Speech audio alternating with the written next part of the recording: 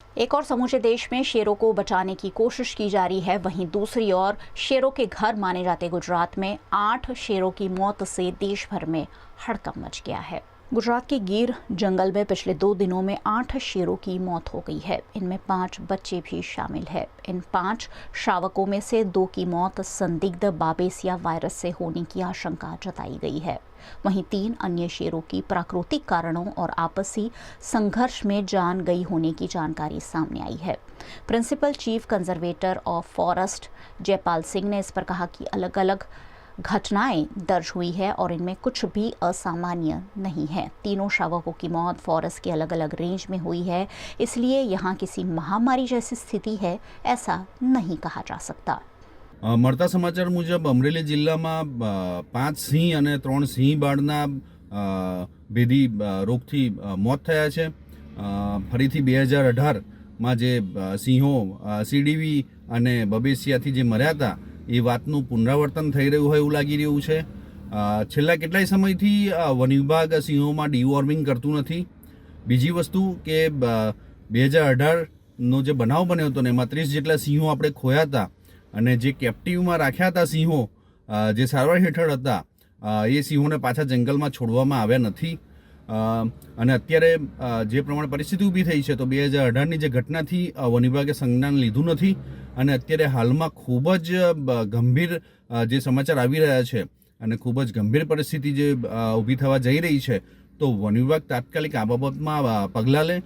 જે ડીવોર્મિંગ કરવાના હતું સિંહોને એ ડીવોર્મિંગ કરતા નથી, જેના કારણે જે આ ભેદી રોગ છે જે બબેશિયા અને સીડીવી વાયરસ એ સિંહોમાં સંક્રમિત થયેલો અત્યારે જણાઈ આવે છે અને 8 જેટલા સિંહો મર્યા છે ત્યારે પરિસ્થિતિ ખૂબ જ ગંભીર છે।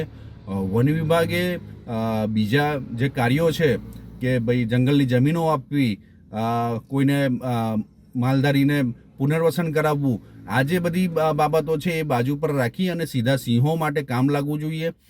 વન વિભાગે પોતાના જે સિંહોના વિસ્તારનો જે સ્ટાફ છે એને તાત્કાલિક એલર્ટ મોડ પર રાખી અને દરેક જગ્યાએ દરેક સિંહોને ચેક કરવા જોઈએ અને જે પ્રમાણે અમેરિકાથી રસી લાવીને જે બણકા ફૂંકવામાં આવ્યા હતા જે તે સમયે 2018ની અંદર તો એ રસીનું શું થયું અને અત્યારે જે સિંહો મોતને ભેટી રહ્યા છે तो वन विभाग तात्कालिक आ बाबत में पगला भरे।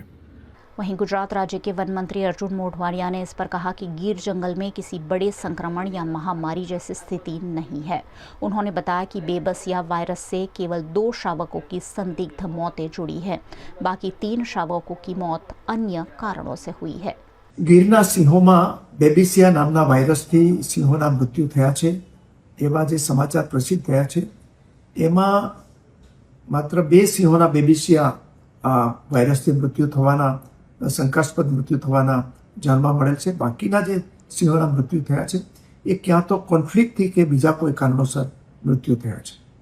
આ બેબિસિયા વાયરસ છે એ પશુઓમાં ઈતરડી નામની જીવાતથી પ્રસરિત થતા હોય છે અને એને કારણે આ સિંહોની અંદર નબળાઈ આવે છે, એના નાકમાંથી પ્રવાહી નીકળે કે ખાંસી આવે અને એને નબળાઈ આવી જતી હોય છે અને એને કારણે ક્યારેક મૃત્યુ પણ થતા હોય છે। આ બેબિસિયા વાયરસનો પ્રસાર અટકે એટલા માટે વન વિભાગના અધિકારીઓ અને વેટરનરી ડૉક્ટરોની ટીમ સક્રિય છે અને આવા શંકાસ્પદ જે બેબિસિયા વાયરસના ધરાવતા સિંહો છે એની ઓળખ કરવાની પ્રવૃત્તિ પણ ચાલુ છે અને ઓળખ કરીને એને એના સેમ્પલ લઈને એને એ પ્રકારની સારવાર આપવાનું કામ પણ ચાલુ છે અને ઈતરડીઓ દૂર કરવાની પણ પ્રક્રિયા હાથ ધરવામાં આવી છે અને આ પ્રકારે આ રોગ વન વિભાગમાં પ્રસરે નહીં એના માટે આપણે વન વિભાગ પૂરી રીતે તૈયાર છે અને કામગીરી કરી રહ્યું છે। કોઈએ ચિંતા કરવાની જરૂર નથી।